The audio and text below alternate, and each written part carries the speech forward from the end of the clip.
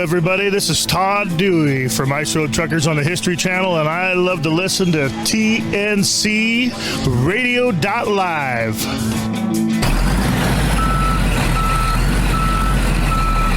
TNCRadio.LIVE, your commercial driver navigation station.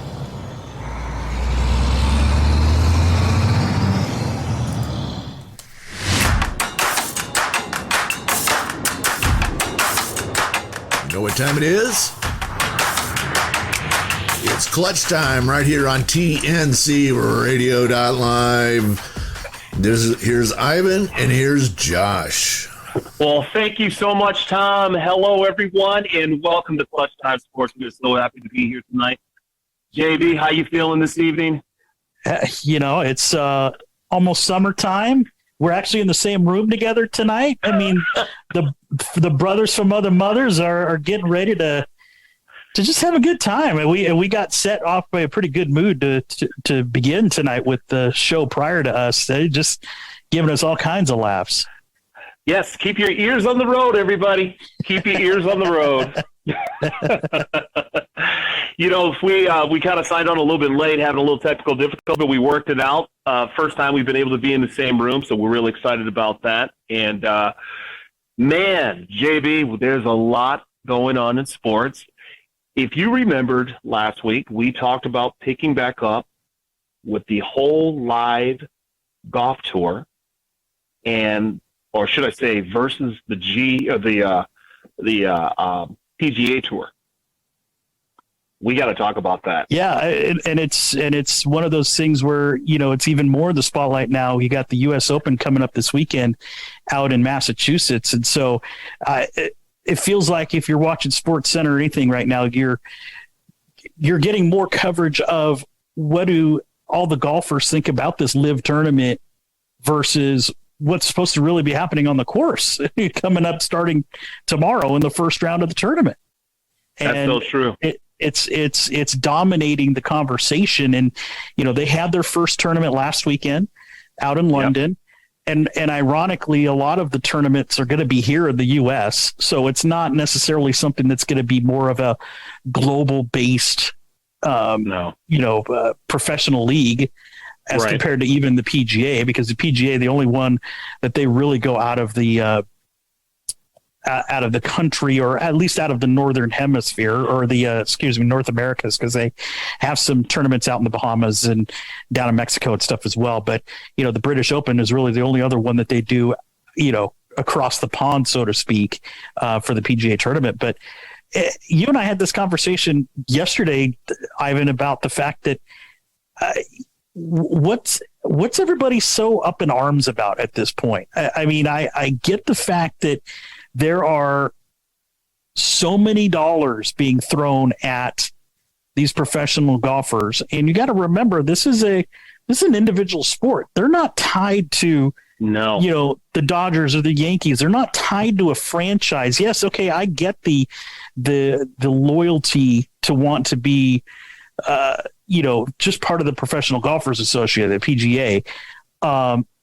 But you tell me that if you're going to get offered $20 million to go play in a golf professional league outside the PGA, that you're going to turn that down? I mean, I can't blame anybody for that. No one's going to turn that down. And forgive me, I want to call it live. I know it's called LIV, but I want to call it live. And if you're not aware, it is really the Roman numeral 54, as they called it after.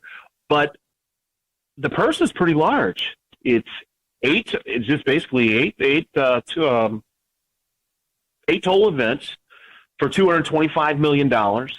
And the purse is pretty huge, averaging about $20 million per tournament. And I think it's really interesting when you talk about money, because what did the PGA Tour commissioner say? He was going to suspend these guys that played in this, but they could play in the majors like they're playing right now. Yeah, like Phil Mickelson's playing this weekend in the U.S. Open.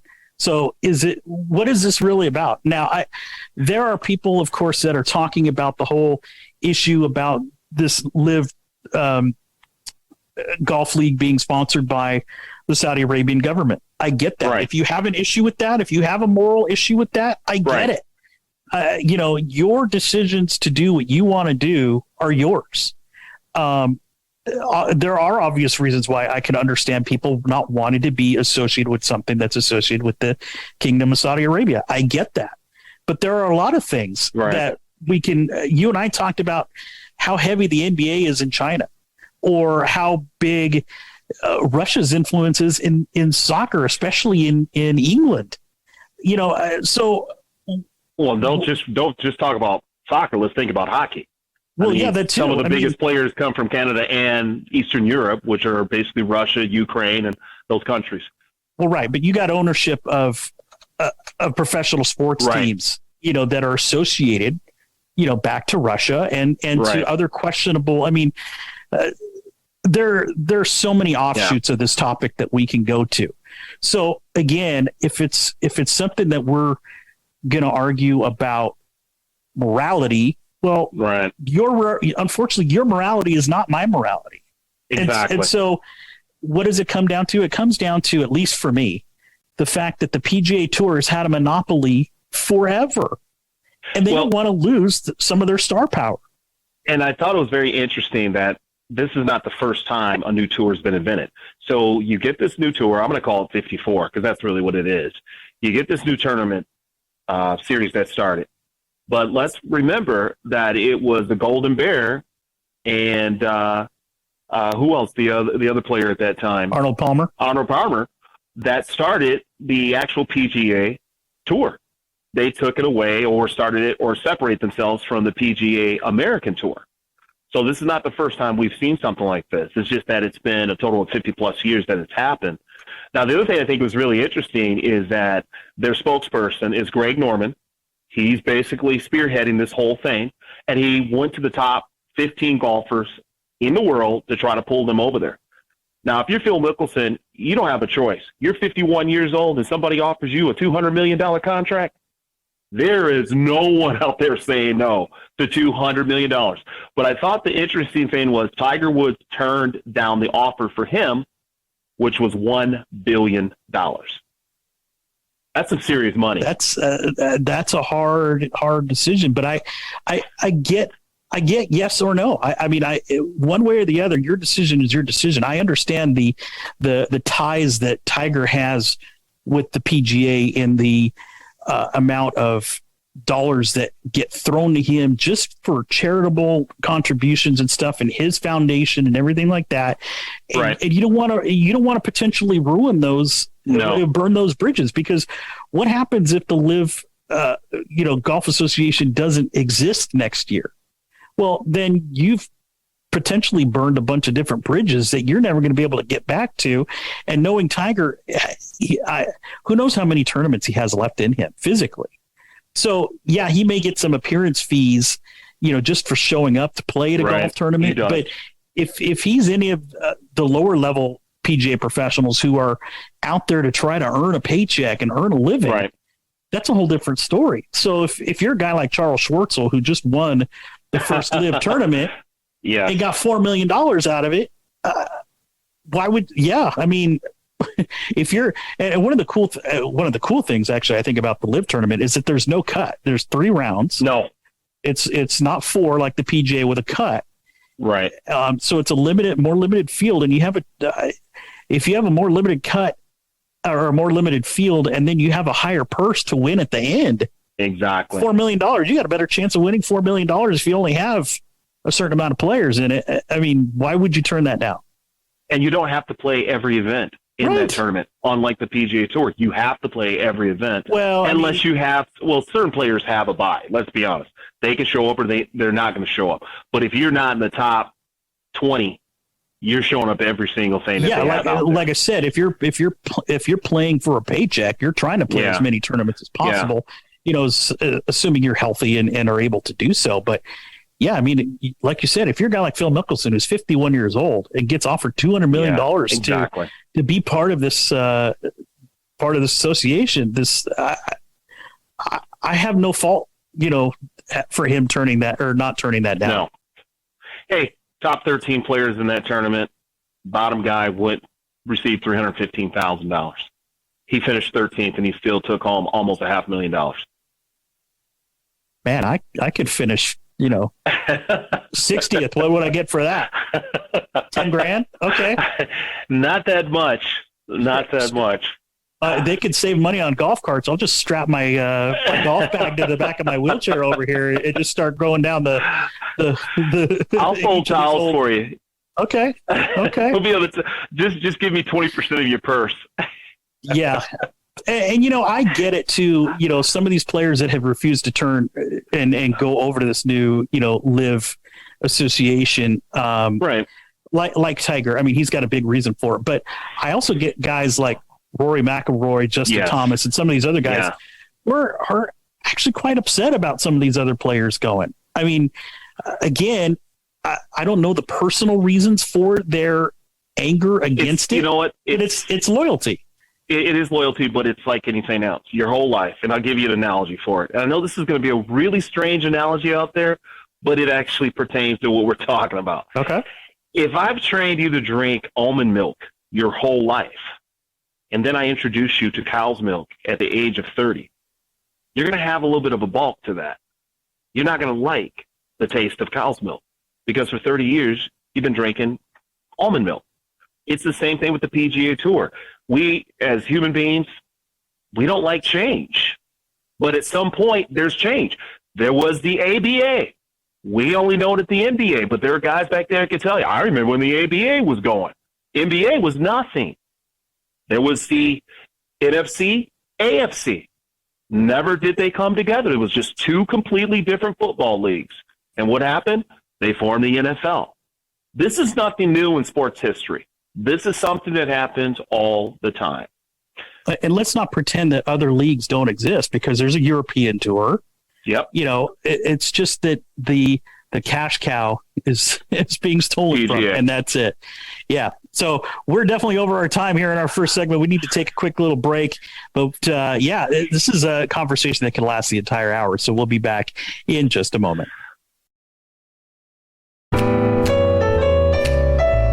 I'm Hope Savara. Join us on TNCRadio.LIVE at 7 p.m. Eastern with Building Strong Minds with your host, Dr. Christopher Cortman.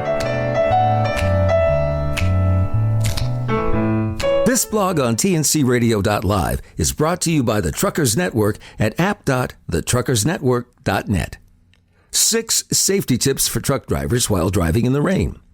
As a truck driver, you'll experience driving in dangerous weather conditions. Driving in the rain creates difficult and dangerous driving conditions for truckers. It's important for truck drivers to be alert and cautious when driving in the rain. Check out our 6 safety tips for truck drivers while driving in the rain. Slow down. Wet roads make it difficult for a driver to control their truck. A good rule of thumb is to drive 5 miles per hour below the speed limit. In some cases, you might have to drive more than 5 miles an hour below. Professional truck drivers adjust their speed according to the weather. When driving in dangerous conditions, only drive the speed you're comfortable with. Leave space. Leaving the appropriate amount of space between each vehicle will give a truck driver enough time to react. A fully loaded tractor-trailer traveling at 65 miles an hour needs about 5 seconds of space to stop. Drivers will have to increase the space between the cars while driving in dangerous weather conditions. Maintain your vehicle. Having your vehicle routinely checked will make driving in the rain more safe. Frequently check your truck's tires to make sure they have enough tread. Also, check your windshield wipers to see if they're working properly. Avoid standing water. Driving through standing water increases the chance of hydroplaning. Hydroplaning causes a driver to lose control of the truck and can result in serious injuries. Standing water also hides potholes and other debris that might be on the road. It's important to always avoid standing water while driving in the rain. Wear your seatbelt. Wearing a seatbelt is a requirement for all truckers, especially in dangerous weather conditions. Eliminate distractions. While driving in the rain, eliminate all distractions. If you drive with the radio on, turn the volume low so you can concentrate. Avoid touching your GPS or looking at it for long periods of time, and avoid using your cell phone. This blog on TNCRadio.LIVE has been brought to you by the Truckers Network at app.thetruckersnetwork.net. I'm Shelley Johnson with Kathy Tuccaro. You can hear us Tuesdays on TNCRadio.LIVE at 8 p.m. Eastern on Women Road Warriors. And don't miss Steve Summers' Overnight Drive right here on TNCRadio.LIVE. Weeknights, midnight to 5 a.m. Eastern. Brought to you by Hot Shot Secret.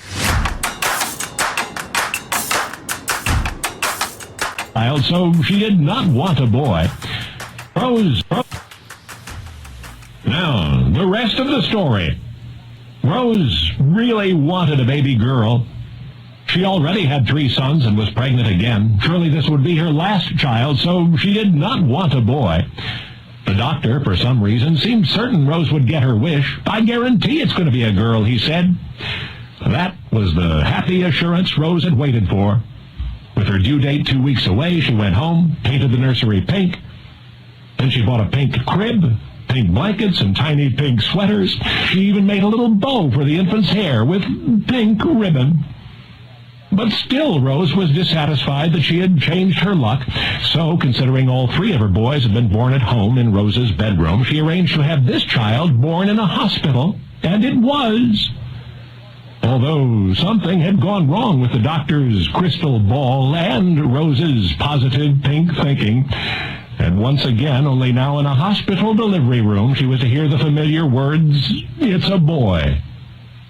Well, Rose bravely accepted her destiny to be the mother of sons, and she named this new one Joey. The youngest by 5 years, he grew up normally, seemed in many ways like his older brothers. But by the age of 11, it was clear that Joey was different. Whereas John and Bobby and Frank were big, strapping boys, aggressive, keen on sports, little Joey seemed just to have stopped growing. As the months and years went by, this littlest one sought to emulate his athletically talented brothers. They were everything he wanted to be. So since the older boys had already proved themselves in team competition, little Joey was determined to do so as well. But in tryouts, well, he was sometimes passed over because he was too small. Playing baseball, his favorite sport, he was distinguished mostly for his narrow strike zone. Joey was least successful in football. One day when his team's quarterback got hurt, little Joey inherited the position, but he could barely see over the other boys on the line, and consequently he had no idea where his receivers were. Entering high school, this runt of the family weighed less than 100 pounds and stood shy of 5 feet tall. He did his best, but by sophomore year, this competition with his brothers was becoming too much for him, so he asked his coach if he could quit the football team. Well, Coach Ross could see what was going on here, and he said, "Look, why don't you stay on a while? Even if you don't play, at least you'll be involved, and who can tell? All you have to do is grow, and you just might develop into a pretty good football player someday." Well, little Joey stayed on the team. But that was the last encouragement he was to receive from Coach Ross. All that year, he got only one chance to play, and that solitary performance was far from spectacular. Who might then have guessed that the boy who, according to his mother's hopes, was supposed to have been a girl, the runt in a family of tall, powerful athletes, that he, by his senior year in high school, would fill out to 175 pounds and grow to more than 6 feet tall.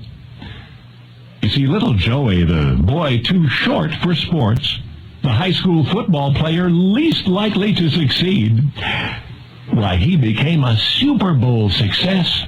The record-shattering quarterback the Pro Football Hall of Fame remembers as Joe Namath. Only now, you know the rest of the story. And that is the why in sports.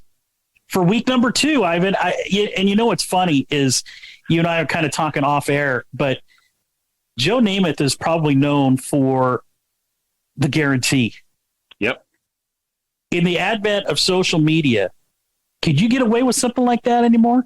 Oh, no way. Oh, my God. Can you imagine? Can you imagine being at home plate, pointing to the left field, saying exactly where you're going to hit the baseball? Absolutely not. Yeah. The Babe had some cojones when he did that. But I mean, could you imagine Draymond Green going on his Twitter right now saying, "I guarantee you, we're winning Game 6"? Well, I don't think Vegas would like it too much. It's true, but it is amazing. It is. For the most part, Joe Namath is famous for that guarantee. Obviously, he beat the Baltimore Colts, and that was a game that the Jets were not favored to win. In fact, they were serious underdogs. But I when I was listening to that, it just got me thinking about the fact that it's funny how I'm going to transition from football into the NBA Finals in this regard. But there's been a lot of talk during this series about the fans in both cities and the way that they're acting and treating players on the court. And it's just interesting because, a guy like Draymond Green, who you will always hate if he's not on your team. He's kind of like today's Dennis Rodman. Like you'd want him on your team. Dennis Rodman today. Yeah. You would want him on your team all day, every day. But he goes and gets on a podcast the second the game's over and his media obligations are done, his team obligations are done. He goes on a podcast and starts speaking his mind. So it's funny to see the amount of players now that will take privacy seriously and some that won't. And so Can you imagine if Joe Namath at this point in civilization had the ability to get on technology and say, "I guarantee that we are beating the Baltimore Colts in the Super Bowl." And it's so funny because the quarterback that he played against, and I have to always go back to this because I'm such a Pittsburgh Steeler homer. You realize who drafted that guy first? The Steelers. Johnny Unitas was a Steeler. Well, and he used that guarantee to become pretty lucrative amongst the mainstream media and advertising and everything else. I mean, still to this day, you see him doing commercials and stuff like that. But he was certainly one of those guys that really set the media afire. Joe Namath had that it factor, and you don't find too many athletes that had it. I mean, I can go through the spectrum of all sports. The first it factor in the NBA was Dr. J. He just had the it factor. When you turn to baseball, you got Joe DiMaggio. He just had that it factor. You turn to football, he had it. And then you think about some of the old guys that played during that time.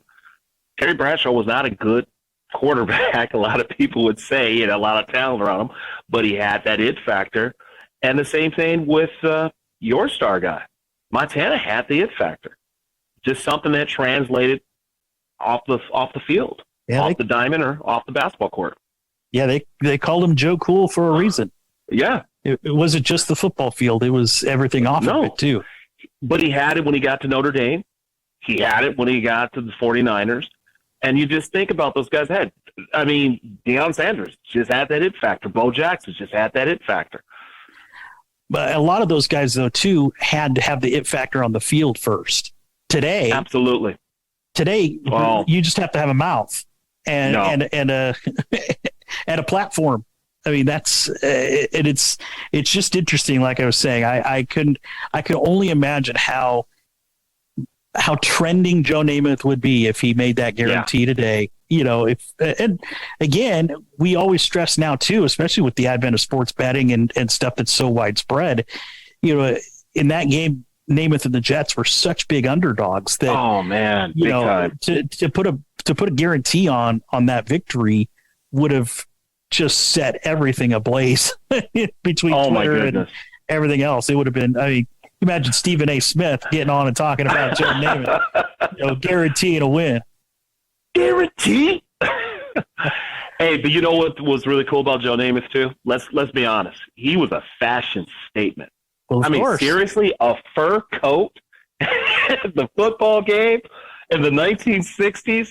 My man was a fashion statement. Oh my goodness, he was something else. Yeah, he sold pantyhose too for a little while and all kinds of. He showing off the legs. I mean, he was one of the really first big media darlings for sure. But it's just I mean, here you and I are talking on an internet platform here, just saying what we want to say. But can you imagine, us getting on there going, I guarantee you Golden State's going to win Game 6 of this series is over. I mean, we would be lit up on every media platform out there, for sure, including our comrades who'd be sitting there with us, looking at us like we were crazy. Then when we would sign off, they'd look at us, are you really making that guarantee?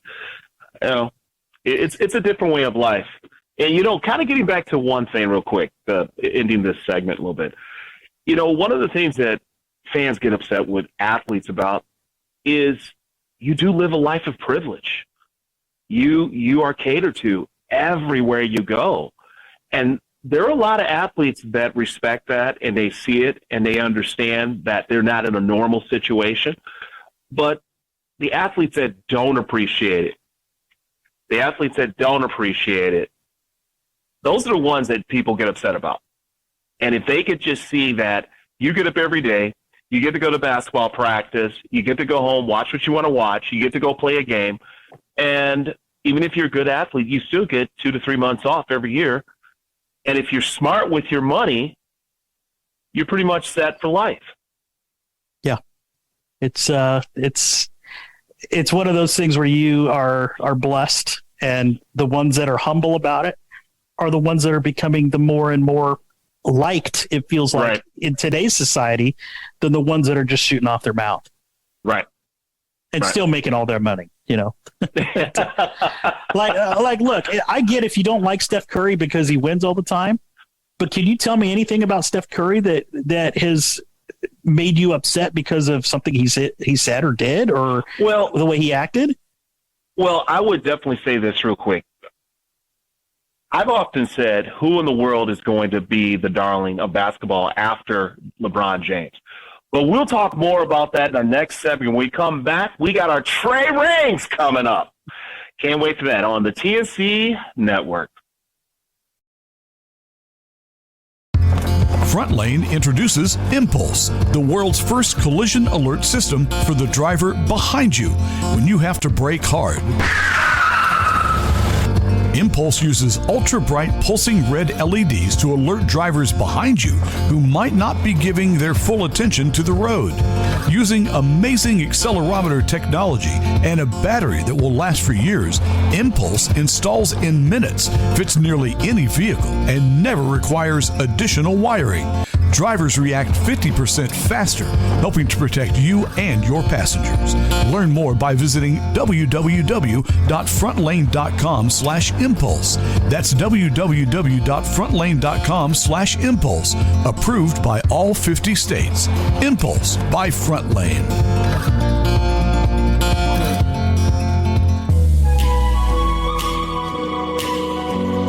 The late, great Mark Twain once said, "Quitting smoking is easy.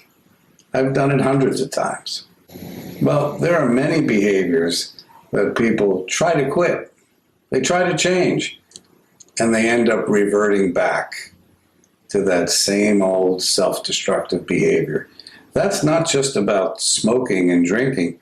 That's even about leaving an abusive partner in a domestic violence situation. Sometimes people have to leave 7 and 8 times before they leave for good. Earlier in my career, when someone wanted to quit smoking, I would make sure that they were totally committed in every possible way because I didn't want them to fail. Because in my mind, if they failed, they would associate quitting with failing, and then they wouldn't try anymore. But I was wrong. According to the research, we are to encourage people, keep trying, keep trying, keep trying. Because one of these times, we're going to quit for good.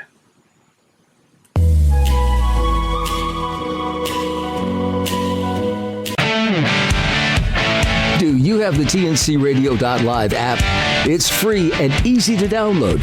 Just go to app.tncradio.live, Google Play, or the App Store. Get access to live streaming radio developed by drivers for drivers. Download the TNCRadio.LIVE app today.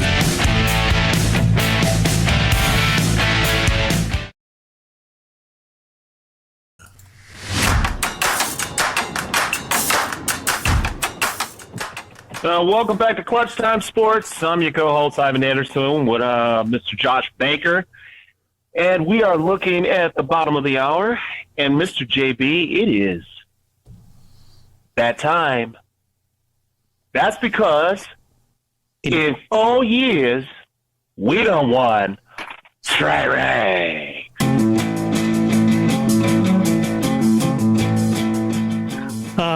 Thank you, Mr. Anderson. Now, if you are just joining us for the first time, last week we introduced this Tri-Rank segment in honor of our good buddy Michael Irvin, who, as Ivan just so eloquently put it, infamously said that in the past 4 years, we done won Tri-Ranks. Well, there's just things like that that just make us laugh, make us smile, and sports are so full of negativity, it feels like anymore, that we're going to talk about 3 different things that make us smile from this week. So, Ivan, I've got one that made me grin from ear to ear. Maybe it will for you, but okay.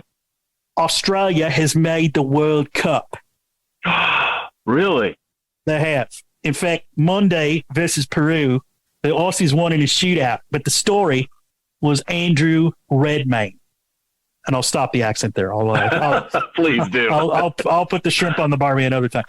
If you need a smile, go check out the highlights of this game. It went to a shootout, and Redmayne is the backup goalkeeper for Australia. He hadn't played a minute in the entire game before being summoned to help step in to be the goalkeeper during the shootout. Now, there was no injuries or anything else. It was a strategy that Australia was going to implement had they got to this. Now, the 33-year-old had just 2 international caps or matches for all those non-soccer linguists out there. So this guy's got some flair. He is known for wearing a hot pink strip on his jersey, on his arm, known as the Pink Wiggle. I can't make this stuff up. And as he was in goal, if you know anything about soccer, you have to stay on the end line. So you can move back and forth. You just can't move forward or off of that end line as the approach is coming from the offensive player. So the Pink Wiggle, Andrew Redmayne, danced around like a dad trying to get his kids to smile at a family photo shoot, and it ended up blocking Alex Valera's final attempt to get the Aussies back to the World Cup. So he made another guy hit the post, and then he ended up blocking it in extra kicks to get Australia to the World Cup. Wow. 33-year-old who was a barista like 3 or 4 years ago, thought he was done with soccer. It's an awesome story. Go online and take a look at the video from Monday night. That's when that game happened. But congrats to Andrew Redmayne and the Socceroos, as they're called in Australia, for making the World Cup. Congratulations. That's awesome. Yes. I mean, just I couldn't stop smiling after that. Now, let's head to the track. Let's go to Sonoma, California, up in wine country. Last weekend, Daniel Suarez became the first ever Mexican-born driver to win a NASCAR Cup Series race. He had raced 195 times, is 30 years old, from Monterrey, Mexico, and finally got that elusive first victory this last weekend. Not surprisingly, Suarez and his entire team partied pretty wildly after the win, and even pulled out a celebratory piñata shaped like a taco. I can't make this stuff up. As he pulled it out, that piñata had been requested by Suarez for a long time for when he finally got his first win and clinched a spot in the playoffs. And then Suarez promptly punched a hole through it with his fist after the race was over. Now, my guess is the after party contained a lot of small candies, maybe that have fallen from that piñata, or at least maybe a glass of wine, since they were there in Sonoma County, or Napa County. But congratulations, Daniel Suarez, winning his first ever. Just think about the stick-to-itiveness for a guy to be racing that long and finally getting his first win. I am so happy for him. I mean, he picked up the most points. I think he got about 40 points from that race, putting him in the 17th position overall in the top 20. I think he's sitting down at about 356 points. I think he's got a chance to move up to the top 10. And I think this is going to give him a lot of confidence. And like you said, coming from Monterrey, Mexico, never winning anything ever, and all of a sudden you're just feeling good, and that checker flag goes down, you go across that line, and you got a nice payday. And you got a piñata. You got a piñata. and probably a Pinot Noir or something as well afterwards. Who knows? You wonder, you win the Indy 500. I know that's not NASCAR, but if you win the Indy 500, you win that. You get to drink that jug of milk. Wonder what they get to win out there. It's a NASCAR. It's a race car thing, and I think whose car? Did you see? I watched a little bit of the race. Did you see the tire that fell off? I did not. I think it was, and I don't have any proof, so I'm not going to say it, but I do know Chase Elliott wound up finishing. I believe it was in the top 3. But he's on the leaderboard for the series. So he's everybody's chasing him. Well, congrats, Mr. Rivera, or Mr. Suarez, excuse me, for your first ever NASCAR win. Okay, number three. We go right down to the street of our backyard here, Ivan, to Anaheim. Oh. Yeah, I know. Remember last week when we talked about the game of baseball being about 50% superstition anymore? Yes.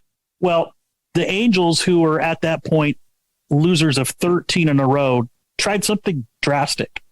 Yeah. So to change their mojo, every hitter used Nickelback music to play as their walk-up music whenever they came to bat.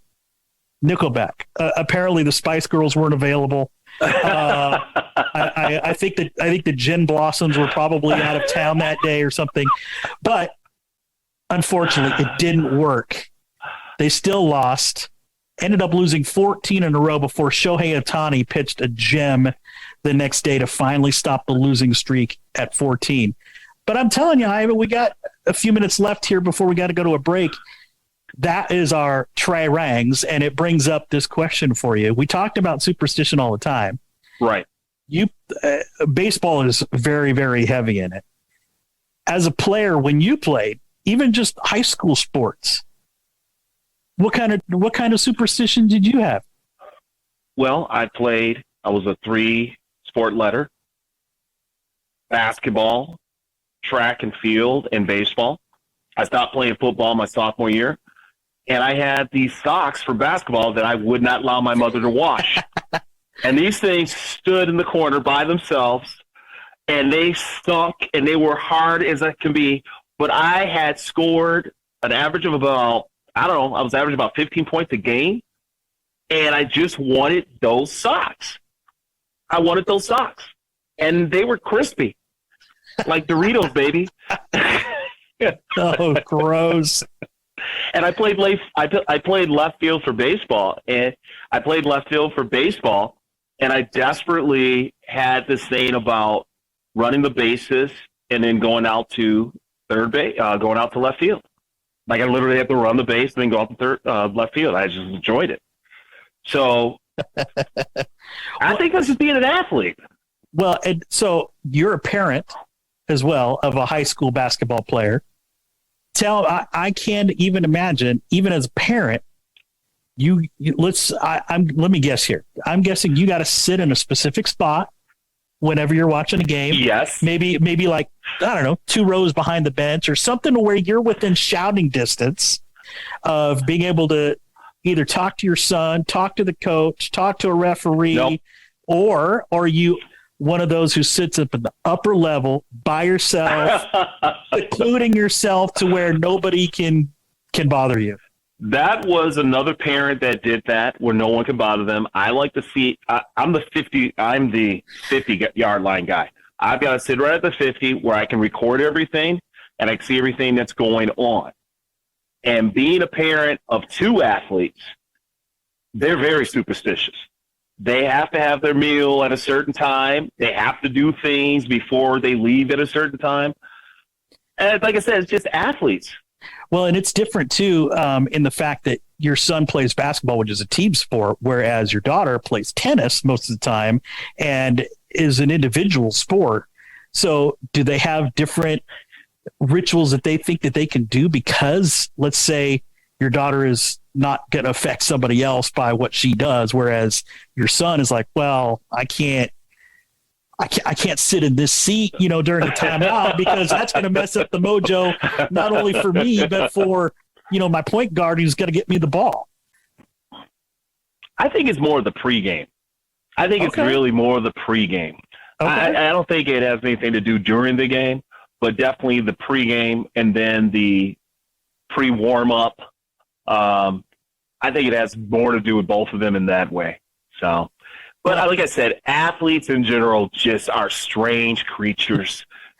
Well, just tell me you and your wife are doing the laundry. That's all I want to know. I'm not doing the laundry. I'm not even going to lie on that one. Okay, we don't have anything crusty hanging up in the side of your kids' room at this point. Well, look what I do before we get ready to do a show. I do the same thing. You just saw me. I have this thing. Yeah.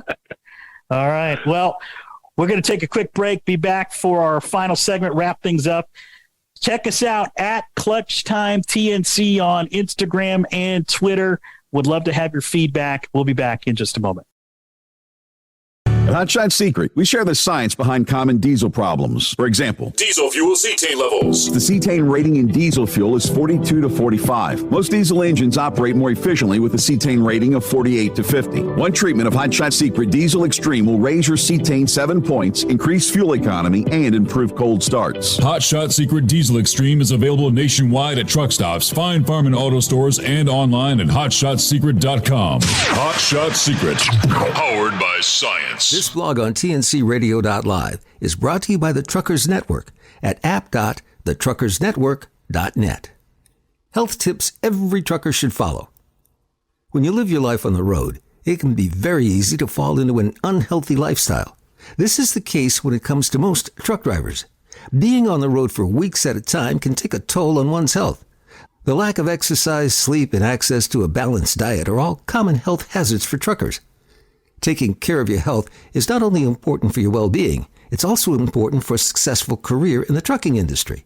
Here's some tips every trucker should take into consideration while traveling on the road.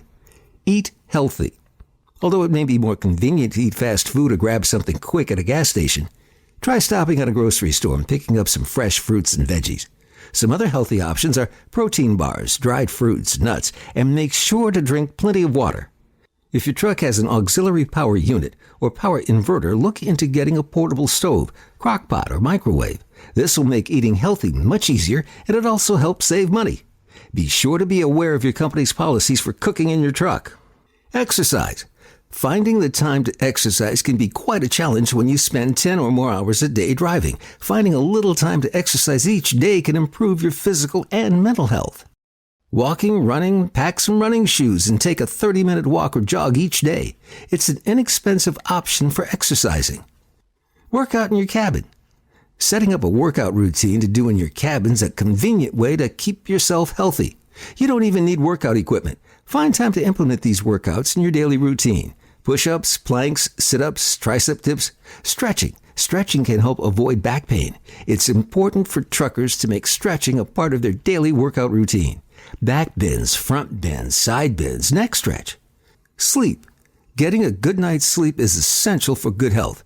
Driving can become dangerous if you're not getting an appropriate amount of sleep. Studies say that most healthy adults need between 7 and 9 hours of sleep each night. Follow these steps to a happier and healthier sleep lifestyle. Stick to a sleep schedule. Sleep on a comfortable mattress and pillow. Avoid alcohol and caffeine close to bedtime. Turn off all electronics before bed. Mind. Taking care of your mental health should be as important to your physical health. Truck driving can be boring. Keep your mind alert and fresh by listening to music while driving or TNCRadio.LIVE. This blog on TNCRadio.LIVE was brought to you by the Truckers Network at app.thetruckersnetwork.net. I'm Hope Savara, your host of the Driver Life Podcast, every Monday at 8 p.m. Eastern on TNCRadio.LIVE.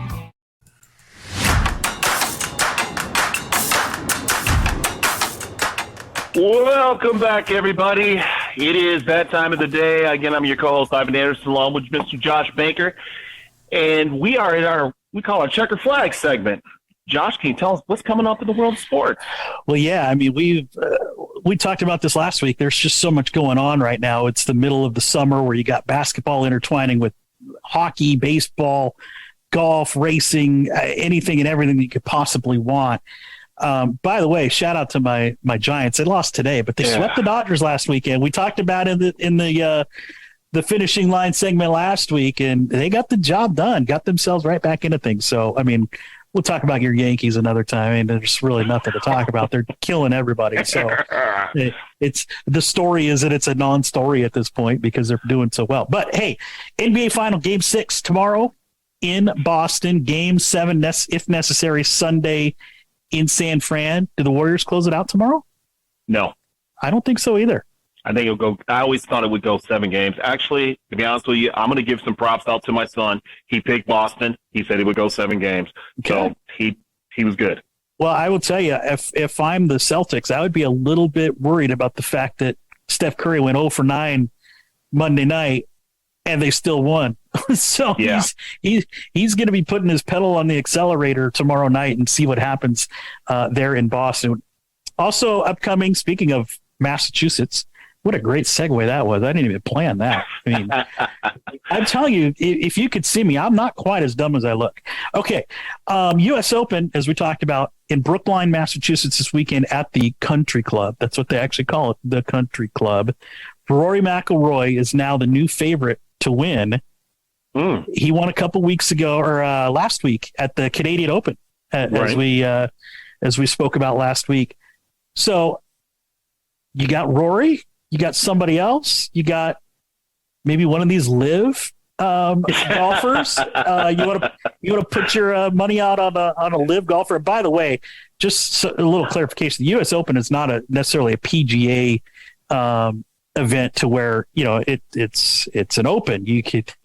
There's qualifying. It's not like the Masters or something where you have to be part of the PGA and earn a shot there and all that stuff. But I'm telling you, my little dark horse, and I guess it can't be that big of a dark horse because he's been playing so well. But watch out for Justin Thomas. I knew you were going to say that. He's had a good couple of months here, and I think that having Rory win last week got him a little bit more motivated for this week. My pick is it's an unknown or somebody who hasn't won in a long time. I think the field is that mixed up, and I think it's anybody's chance. Well, and it's always one of the majors that is one of the hardest scoring events in all of them. All right, no NASCAR this weekend. They're taking a week off. Father's Day is this weekend. The NHL finals start tonight, and as last we looked, it was 3-1 Colorado against Tampa Bay. Colorado in the NHL finals for the first time since 2001, and now it's tied at 3-3. It is 3-3 with 20 seconds left in the second period, which is a shocker. And the Lightning, of course, going for a three-peat, which would be the first time that's happened since the 80 to 83 season when the New York Islanders did that. So lots of games going on for the Stanley Cup Finals Saturday, Monday, and then a week from tonight as well will be game number 4. So lots of playoff hockey is great. I mean, I don't really watch much at all during the regular season, but playoff hockey is great. Now, no big baseball series this weekend, kind of like, we had the Giants and Dodgers last weekend. The Yankees and Rays are playing right now, and they're playing a week from now as well, Tuesday, Wednesday, Thursday. The AL East, let's give a little props to the AL East. The Yankees are just on fire, of course. They've got like a 4-game lead over any other team in baseball, which happens to be their crosstown rivals, the Mets. But 4 of the 5 teams in the AL East are playing above 500. And even though we have those many good teams in the AL East, the Yankees still have a 9-game lead over the second place Blue Jays. And they're ridiculous right now. And the Blue Jays are playing out of their socks themselves. But the fact that the Red Sox, that's all that matters to me. They are literally 11 games back. So I'm happy. Well, and they've actually been playing really, really well as of late too, to even get to where they are at 11 games back now too. So it's a fun time. Baseball we got Father's Day weekend this weekend. So happy Father's Day to you. I'm actually going to be seeing my dad on Father's Day. He and I are having a little powwow out in Vegas. Powwow out in Vegas. Powwow out in Vegas. Powwow out in Vegas.